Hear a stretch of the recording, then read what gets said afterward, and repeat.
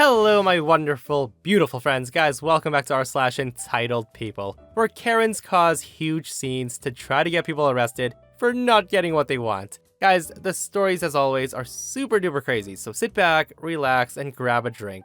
Subscribe if you haven't, and story submissions can be sent right here.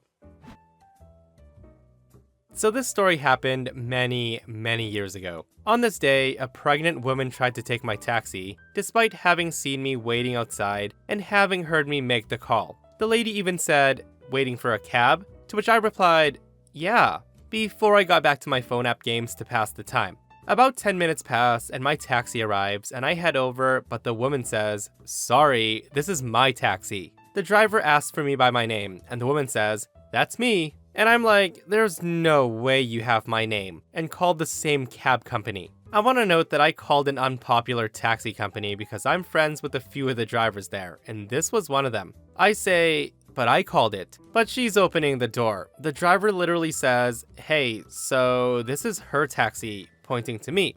To which the woman looks upset and she says, "But I'm pregnant. I called this taxi, and she's trying to steal my taxi." The driver and I exchange frustrated looks since he knows me, and he knows I called. And then he says, "Alright, I'll use my phone to see who called my cab." He uses call recognition and dials the number, and my phone goes off. The pregnant woman now tries a new tactic, racism. She says, "All of you racial slurs from India are the same. You'll believe anybody who gives you $1. Anyway, I scoot around to the other side to get in behind the driver, while he kept all the other doors locked, so she couldn't get in. She was furious, and she was yelling the whole time, and my driver starts pulling out and says to me, "I would have happily taken her to where she needed to go with you, but at this point, I'm just gonna have to tell everybody to avoid her." He then took her picture to warn his fellow drivers about her racism and potentially threatening behavior, since by the end, she was threatening to break windows, and I went home.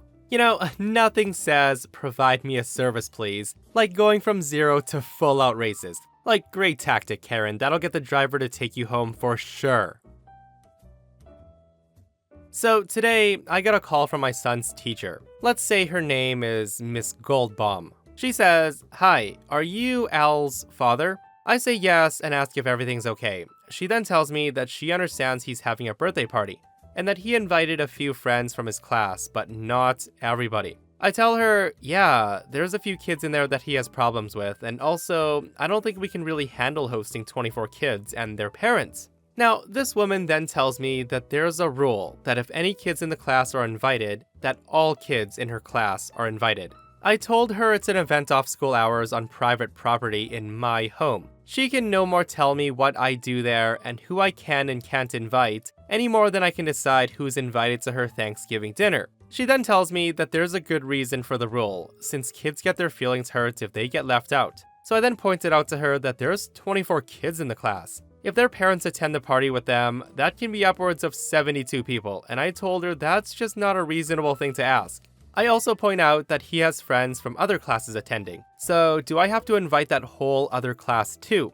She then says, "Al is in my class. He's under my supervision, so this is my rule." I then told her that Al's only under her supervision while he's in class. I'm the one throwing the party, and she doesn't get to make the rules for my house, or me. She then said if it involves her class, then she does get to make the rules. After a bit of back and forth on this, I lost my cool, so I say, "Lady, it's pretty clear that you're used to bossing around kids who have to listen to you, and that you don't seem to understand that your little power ends at the end of the school day and doesn't go further than the schoolhouse gates. I'm not a 6-year-old in your class. I'm a 38-year-old planning a private event in my own home off school hours. If you think you're the one to make the rules for me in my home on which I pay the mortgage on, you can go F yourself, and there's not a damn thing you can do about it."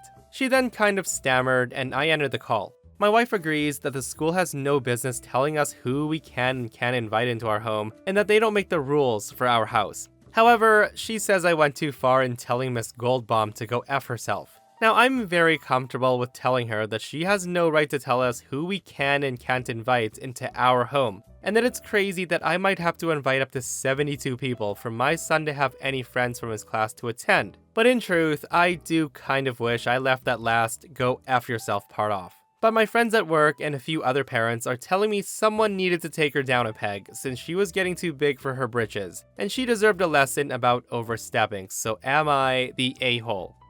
So OP definitely is not the a-hole in this one. I mean, yes, the FU was a little bit over the top, and I do kind of agree with that, but he also tried explaining politely many times that he can't host all the kids. So if you can't understand it politely, why not take it up a notch, right? Like, the teacher was so entitled for even calling OP about the situation, and then stepped into absurd territory when she said that yes, she does get to make the rules to who OP invites to his own house, because his son's under her supervision. Guys, I get it, some kids get upset that they aren't invited to birthday parties, and I believe she did have good intentions but went about it the wrong way. I would have totally said, hey, I'll gladly invite 24 kids in the class, but you gotta pay the difference for me, Miss Goldbaum. I mean, I'd love to invite them, but money's a bit tight, and cake supplies and all that stuff isn't cheap for 24 kids. That's the only way they won't be left out. Well, this is not the experience I thought I'd have on my way home from the office this afternoon. But alas, here we are. So while enduring my afternoon commute, I decided to stop at good old Walmart to pick up some cat food, to avoid having to do it over the weekend. Now, usually I make a point to shop at Bullseye to avoid the tomfoolery, but it was closer and I was tired. So I walk in and immediately experience the madness of Boxing Day that I'd completely forgotten about. The customer service desk line was past Subway and down into menswear, and the checkouts were an absolute nightmare. I did have half a mind to turn around and leave, but I resigned to tolerating it now than dealing with a potentially worse situation on a Saturday. So I make a beeline for the pet section. I find the biggest of the brand I'm keen on, hoist it over my shoulder, and off to checkout I went. As I make my way over, I glance past the employee station sections and peeked at the self-checkout, which was even more of a mess. I decided to interact with another human in Walmart for the first time in months. As I'm standing in line, I eye a Red Bull in the cooler at the end cap and snag one. I'm perhaps the third or fourth person in line at the lovely 10 items or less line. It was moving at a decent enough speed for a day like today. I worked in retail and retail management for a collective 6 years, so I pride myself on being one of the most patient and understanding customers on the East Coast. The Karen behind me, however, was not. The woman had a shopping cart parked too close to my butt for my liking, and frequently sighed and tapped her foot on the bottom section of her shopping cart, and she tissed and tutted regularly. The cashier summons the next person in line, and now there's just a single soul ahead of me. Karen huffs and puffs again, and she inches forward, bumping me with her shopping cart. I half turn and glance at the shopping cart, and then at her, giving her a neutral eyebrow raise, hoping she'd get the hint and take a step or two back. Spoiler alert, she didn't. But it was then that she decided that either her bumping me with her cart or my decision to turn around and acknowledge her existence was the green light to bother me. So it begins. She says, "Excuse me." Now, I didn't hear her at first, so she says it slightly louder. "Excuse me." I then turn around slightly, cat food still hoisted over my shoulder, and said, Me? Karen says, "Yes. Could you let me in front of you? I'm tired of waiting. I have to be somewhere." I then glance into Karen's shopping cart and say, "I only have 2 things. I'll be quick." She says, "Yeah, but I'm tired of waiting. This line is ridiculous." I then tell her, "Well, I can't help that, sadly." To which Karen says, "Wow, rude much? I just asked to get in front of you in line. Your cat can wait. My kids are in the car waiting for me." I then say to her, "That's not a me problem. I hope they have supervision." At this point, Karen emits some kind of guttural growl or sneer. The customer and shopper in front of me turns his head slightly to glance behind him, and he glances at the large bag of cat food over my shoulder. At which point he says, "Hey man, do you just want to go ahead of me?" I say to him, "No, that's alright. You've been waiting longer than me. Thanks though, I appreciate it." Karen hears this, and she says, "I'll go if he won't." The man then tells her, "I wasn't speaking to you." The customer ahead of me took his turn with the cashier, and I, now exhausted from having a 20-pound bag of cat food over my shoulder, bent forward to prop it against the checkout conveyor belt. Now, it's worth mentioning at this point of the story that I do have a license to carry, and I always do carry a 9mm compact holstered in the back of my pants. What I didn't realize is that when I bent forward, my bomber jacket lifted enough to reveal that it was tucked securely away. In my state, the outline of a firearm showing through your clothes isn't necessarily illegal, Neither is open carrying. It's just better mannered to keep your concealed carry, well, concealed, usually to avoid making people uncomfortable, or giving someone an excuse to cause a scene, which is exactly what this Karen decided to do. As soon as she sees my gun, she says, "You have a gun!" Hearing that, I give an eye roll, and she says, "Oh my god, he has a gun! He has a gun!" I turn around and tell her, "I have a license to carry it. Will you be quiet and mind your business?" Now this is when Karen goes psycho and she says, "Oh, he threatened to shoot me. Help. I need a manager. Someone call the police." Now, the entire front end of the store is looking over in our direction, and I honestly just wanted to sink into the disgusting linoleum and fall into oblivion. The cashier rolls her eyes and picks up the phone to summon asset protection and the store manager. Asset protection arrives on the scene first, with the manager arriving a few moments later. Asset protection asked, "What seems to be the problem here?" Karen says, "That guy has a gun, and he threatened to shoot me." And I'm thinking, oh my lord. He then tells her, "Ma'am, please calm down. Sir, what's the issue?" I told him, "I didn't threaten to shoot anybody. I've been waiting in line, minding my business." Karen screams, "No, I want him arrested. He threatened to kill me." I tell her I didn't, and she screams, "You are a liar. You threatened to kill me." I then call her insane and a negligent parent saying, "Miss, my kids are in the car." She then says, "How dare you bring my kids into this? Are you gonna shoot them too?" At this point, the manager comes and he asks what's going on. Asset protection tells the manager, "This woman claims this man has a gun and threatened to shoot her. I'm asking him to leave." This is when the cashier pipes up and says, "He barely said a word to her. He's been standing in line quiet and she's been harassing him about taking his place in line. He didn't threaten to shoot her. He's barely said anything to her." Asset protection tells me that I can't have guns in the store, that I'll need to leave or he'll call the police. I then say to the manager, I lean down to put my bag of cat food down since I got tired of holding it, and my jacket must have lifted and revealed my gun. I do have a license to carry, and yes, it was concealed. Store manager tells me that they don't allow open carry, but concealed carry is allowed, in accordance with the state regulations. He then asked if he can see my license to carry. I then open my wallet, hand it over, and he apologizes for the inconvenience, while Karen is saying, "No, I want him arrested. He threatened to kill me and then my kids. Aren't you listening?" Now, someone in the store must have called police, because a second later, a police officer approaches just as Karen finishes screeching. The store manager explained the situation to the officer, how he verified my license to carry and then dismissed me. I then say to the officer, "Officer, forgive me. It might not be my business, but this woman told me she left her kids in the car. I don't know how old they are, but given the fact this whole nonsense took up who knows how long, someone might want to go check on those kids." The officer then turns to Karen and says, "Excuse me, ma'am, I'm gonna need you to escort me to your vehicle." This is when Karen begins another tirade of screaming and arguing and ended up being removed from the store by the police officer. Now, I don't know what happened to her or her kids, and maybe the kids were of age and could be left alone, but given her appearance and the impression I got from her, they most likely were kids that shouldn't have been left alone. Crazy Karens never cease to amaze me, guys. Like, I bet if OP let her cut in front of him, none of that would have even happened. I'm thinking she might have tried to cause a scene to get OP in trouble, because that woman definitely sounded petty enough and insane enough.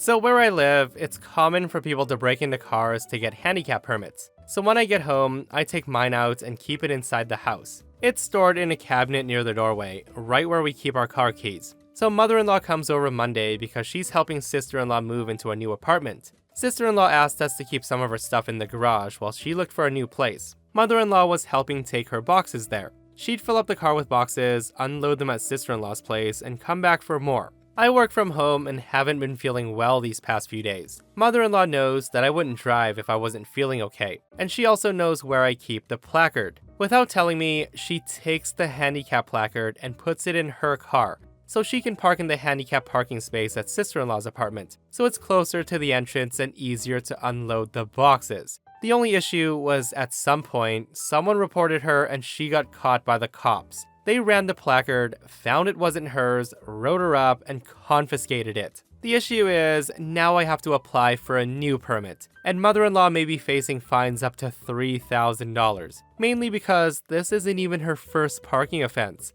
Apparently she's illegally parked in handicapped spots before and she's got fined multiple times. I'm pissed and my husband is pissed. And the cherry on top is she can't afford any fines over a few $100s. So she's asking everybody in the family to chip in to help pay for her little mistake. Okay, first off, I didn't know people stole handicap placards. Like, what a horrible thing to steal from someone. And secondly, that woman's driver's license needs to be revoked. She seems a little bit too entitled for her own good. Like, she seems to be drawn to the convenience of parking in handicap spots, and I don't think she'll learn, even with this $3,000 fine. Especially if she gets family members to pay for it. I'm a single father. I've raised my son alone because when he was a few days old, his mother suddenly decided that she didn't want a child anymore. She claimed she's not ready to have a child and refused to even feed him or hold him. I wanted to give her some time. I thought maybe it's just postpartum depression or something, and I was ready to be there for her, but she was serious. She packed all her stuff and left the hospital. Her last words were that she wants to see neither me or our son ever again, and I haven't seen her since. I kind of feel that mother-in-law has something to do with it, because during her pregnancy, she was talking all the time about how young her daughter is and how inappropriate of a moment this is for her to have a child. Now, I don't have any proof, and I can't tell anything for sure, but I feel like mother-in-law somehow secretly persuaded her to take this step, for whatever reason. So I was left alone with an infant in my hands, and it definitely wasn't easy. I was 21 years old, had to leave college, and work very hard to give my son everything he needed. When he grew up a little, it became easier. I could send him to a kindergarten and work without asking people to take care of him while I'm not there.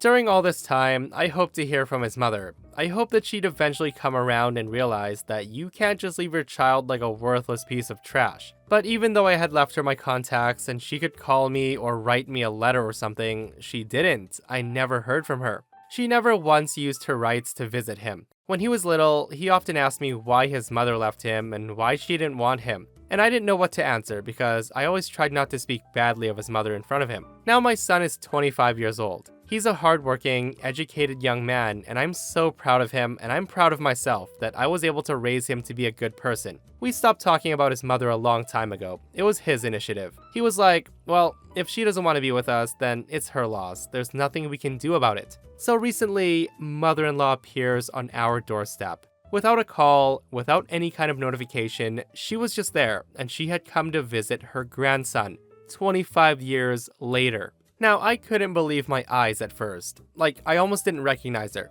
because so many years have passed after all. She was behaving as if she were a caring grandmother who had come to see her grandchild like she does all the time, not like she was gone for 25 years. When my son saw her, he didn't recognize her at all. I've shown him pictures of his mother and his grandmother just in case they show up one day, but I never really thought they would. She ran up to him and hugged him just like a loving grandmother would, asking how he's doing and told him how big and beautiful he's become. But he pushed her away and looked kind of confused. I told him that's his grandmother, who's randomly showed up to visit him. And he's like, oh, and walked away from her. Mother-in-law didn't take this reaction very well. She looked at me and said, what have you taught him?